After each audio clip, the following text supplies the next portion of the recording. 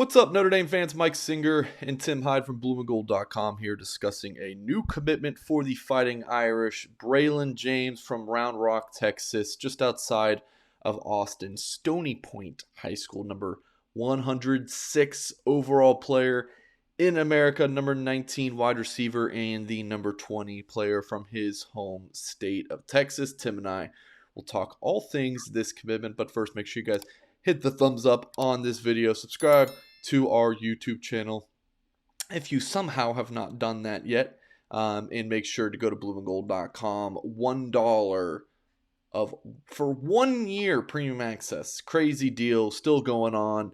Find all of these stories about James' commitment to the Fighting Irish at blueandgold.com. So Tim will pop on James' tape here in a second from his junior season. What do you think of him when you watch him on tape? What are your impressions? Explosive. I mean, I know we've chatted with him on our Wednesday night show a couple times. Explosive. Anytime you pop on a highlight film and the first minute plus is kickoff returns, you got a heck of a football player, and that's literally his first minute plus is just him getting the ball and just taking off. He's interesting. A lot of the film we see is like it seems like it's so far away, so you don't see the true size of him. But some of the pictures I found on him online recently is some 7-on-7s. He is long in the legs and muscular and just power.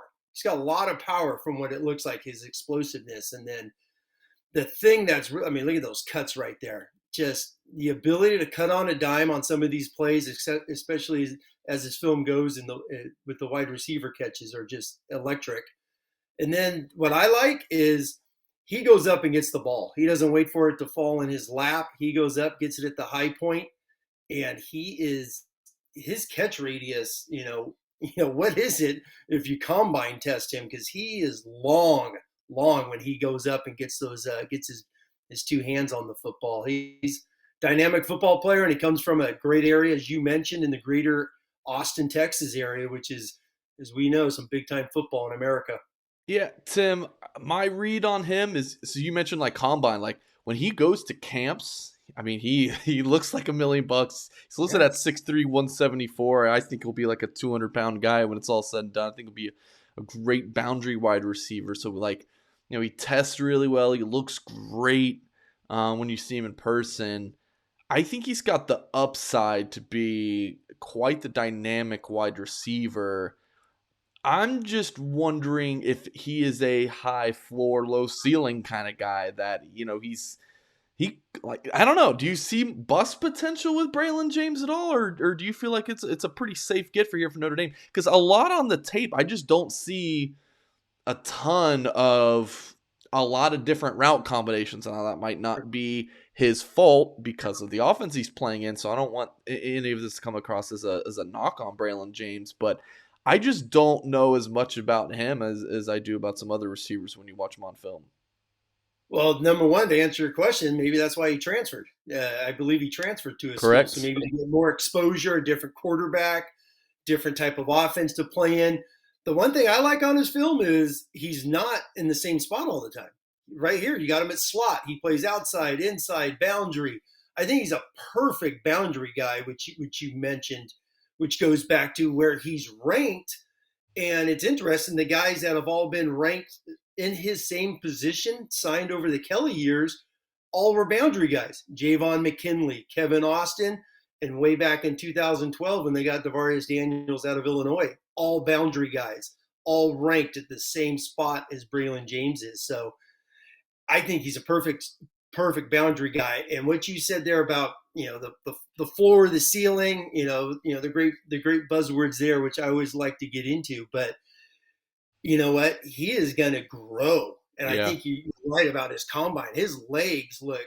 There's a few pictures on some 7-ons recently in Texas where, yeah, he's going to be a 200-pounder, strong, athletic boundary guy who's going to be able to beat you one-on-one. He may even be, is he a Kevin Austin?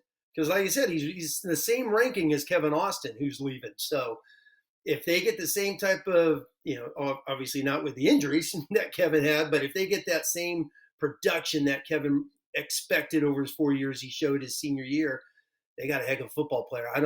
I don't think he's going to be a bust because number one, they need wide receivers, right? So the odds of him playing a lot in 2023 are going to be extremely high. Yeah, huge get here for Notre Dame, and we'll pop on his industry comparison. I mean, right around a top 100 player based on some of these. On3 has him listed good bit lower in the national in wide receiver rankings. Actually moved up about 20 or so spots in the national rankings on Monday. So a consensus number 106 player in the country, as I mentioned earlier, number 19 wide receiver. Huge get Notre Dame going into the state of Texas and landing this player. I mean, Dell Alexander, when he was the receivers coach at Notre Dame, offered him last May, I believe it was, Tim. And Notre Dame was really never much of a factor. I actually interviewed James this past Saturday before he committed, and I kind of joked with him halfway through the interview. I was like, I can't believe that you weren't considering, or like Notre Dame was not putting themselves in a position where you were considering them originally, because he was not. Like, Notre Dame just was not doing a good job recruiting him, because and I said that because he is such a Notre Dame fit. I mean, he is one of the brightest kids. Like, he's got NFL potential. Then after that, he's going to go do amazing things in life after football. So they go into Austin. They beat out Texas. And I don't know if Texas reporters are going to say now that they didn't, the Longhorns didn't want James. I wouldn't buy that at all. He also had offers from Texas A&M, LSU, USC.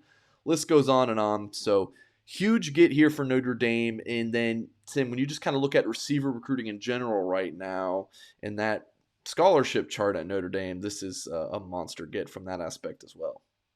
Oh yes, number one, you mentioned it right off the bat, right there with Coach Stuckey. Coach Stuckey coming in, the first guy he went after was James. Yep. He knew him from Baylor, and he knew Notre Dame had offered. But like you're saying, you've talked about this on the message board at Blue and Gold, and also on our Wednesday shows about how Notre Dame was really not in the James thing, and Stuckey was like, "Well, I'm going to go get this kid because he's a Notre Dame fit," which you've mentioned.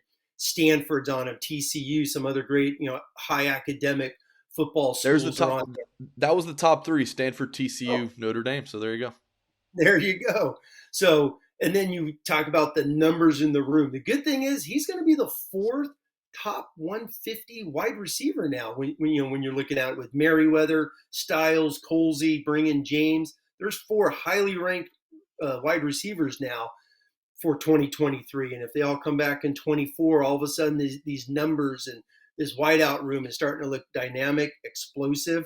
And they're going to Notre Dame, Coach Freeman and Coach Reese with Stuckey are going to go out and get a couple more to mix in this room because, as they got to bring in three at least in this class to replenish that depth. Yeah, they might go get Jaden Greathouse, another guy from the Austin area, and James told me that they're good buddies.